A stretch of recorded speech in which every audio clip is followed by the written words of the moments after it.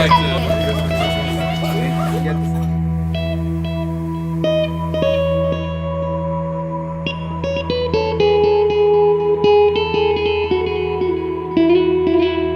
So we are excited. We're about to head to Guatemala. We have one that's never flown before, so we're excited to see how this turns out. And Brent, you have anything to say about this? I'm super excited. Team Guatemala, let's go. Woo! I don't think I truly can expect anything when I go there. I'm really excited to see what God's going to be opening up. I expect that it's going to be awesome and that we're going to be completely blown away by what God's got in store for us.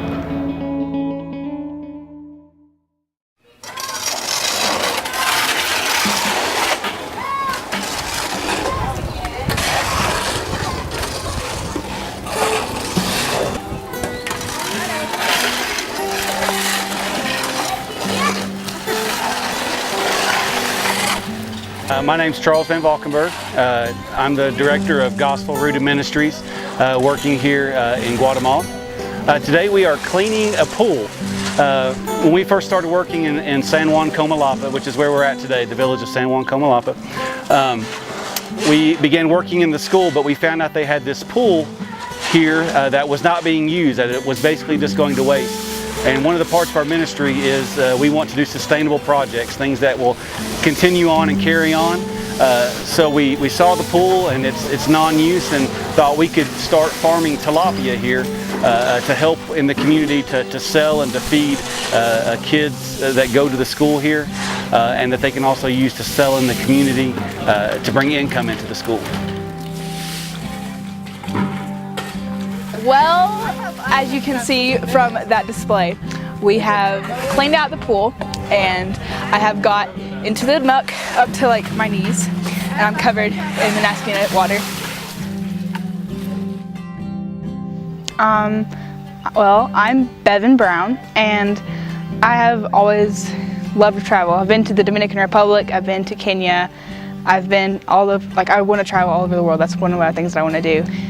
I really liked the whole pool experience just because it was completely nasty and it was completely disgusting, but I loved every minute of it. And just thinking that the people will be able to have food to feed their community is really, really awesome. For me, I guess I think I'm a little bit different from most of the people on this trip. For me, the most impactful things have been kind of the construction work and being able to do something with my hands and see the work that God has done through that and what He can do through just, what we consider menial physical labor and what He can bring about through that. Yes, working with kids has been absolutely amazing, but that's something that I see God working through every day in my life back home, and so it was really nice to see the change of, doing something with my hands and seeing how God can work through that, even if it's not, my favorite thing to do.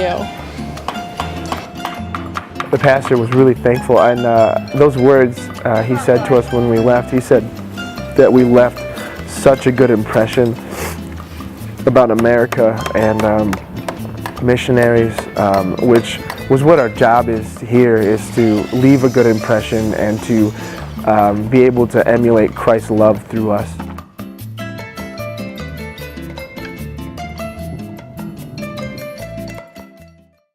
Matthew 25, it talks about how we serve those who are in need. It talks about those that are sick and those that are hungry and those that are in prison. And to be able to serve those is serving Christ. And that's what we've done this week.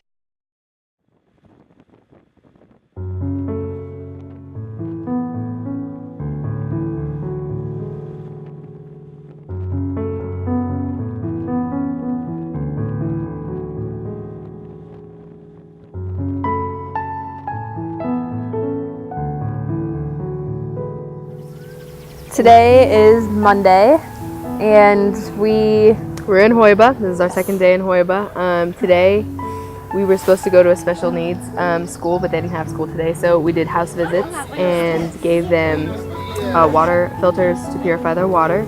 That are good for 2 years and get rid of all the parasites in the water so they can actually drink it, which is great because a lot of the kids are sick from parasites and bacteria.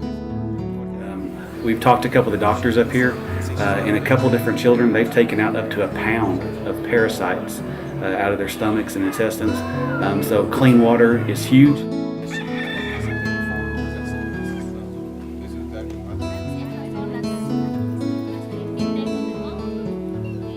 Actually, on the first house visit where we took the water filter and I was holding the baby that's like gonna die, and I was just praying like, God, take care of him. You know, he's your child. Like, why would you let him die? And God was just like, I heard it very clear. Like, I take care of all of my children. I provide for all of my children. And that was just like one of those things where it's just like,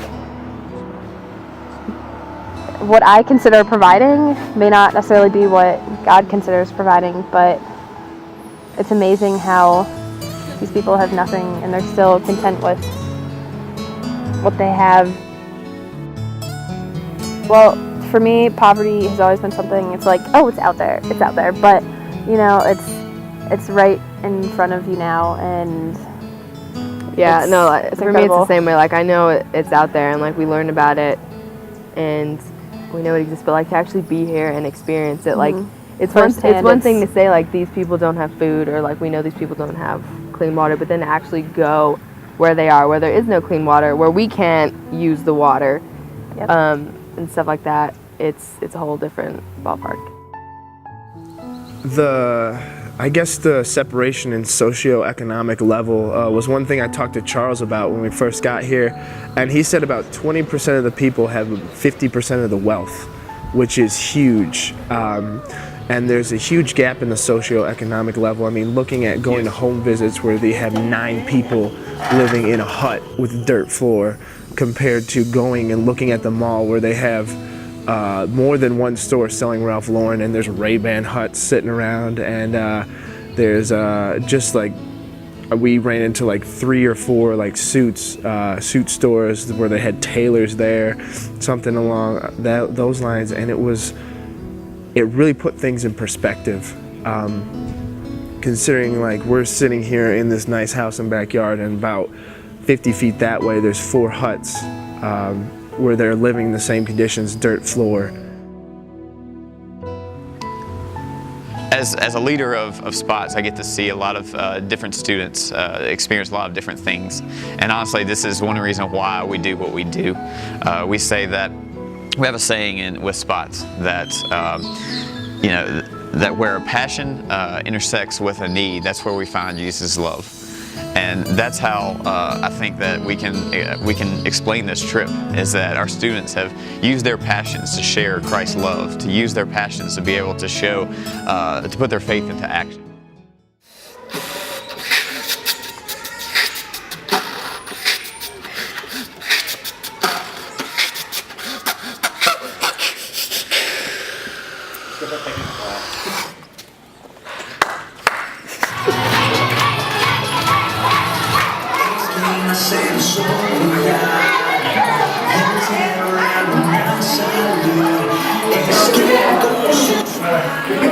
Hey guys, my name is Chad. Well, these guys are all college students in the U.S. Todos ellos son universitarios en Estados Unidos. And we're just happy to come and hang out with y'all and just get to know you a little bit better.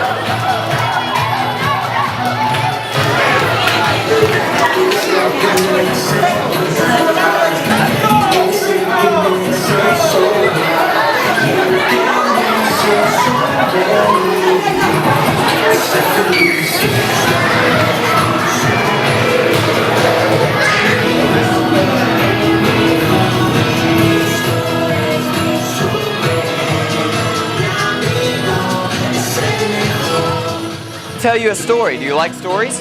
Vamos a contar una historia. ¿Les gustan las historias? All right. One day, a lot of people gathered around Jesus. Alrededor de Jesús. And Jesus began telling the story I'm telling you. Once there was a shepherd, and he had 100 sheep.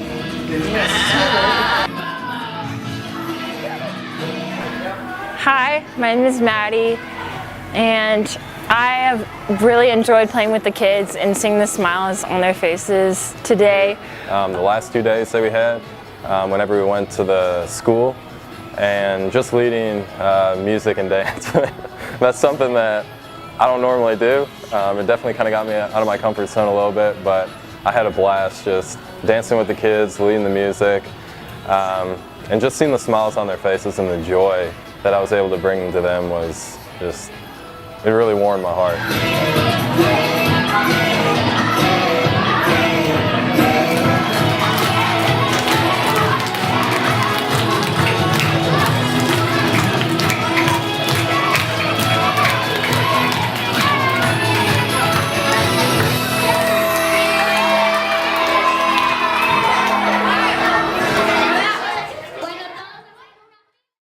My prayer for the Guatemalan people is that they will see the love of Christ.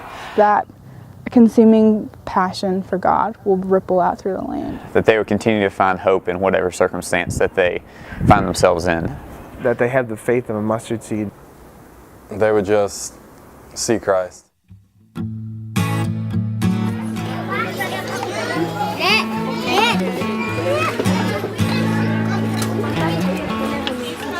De Jesús, nosotros como sus hijos, creyentes de ese Dios divino, de ese Dios misericordioso, Padre Celestial. People need to open their eyes. I mean, there's a world outside your backyard. If you would just get off the couch and stop eating those chips and step outside, maybe get on a plane and come experience this for yourself.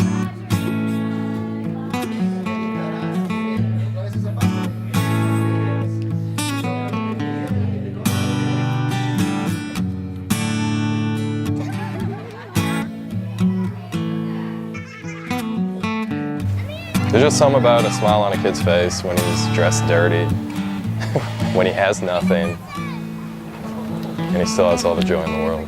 So I think I'm going to remember that.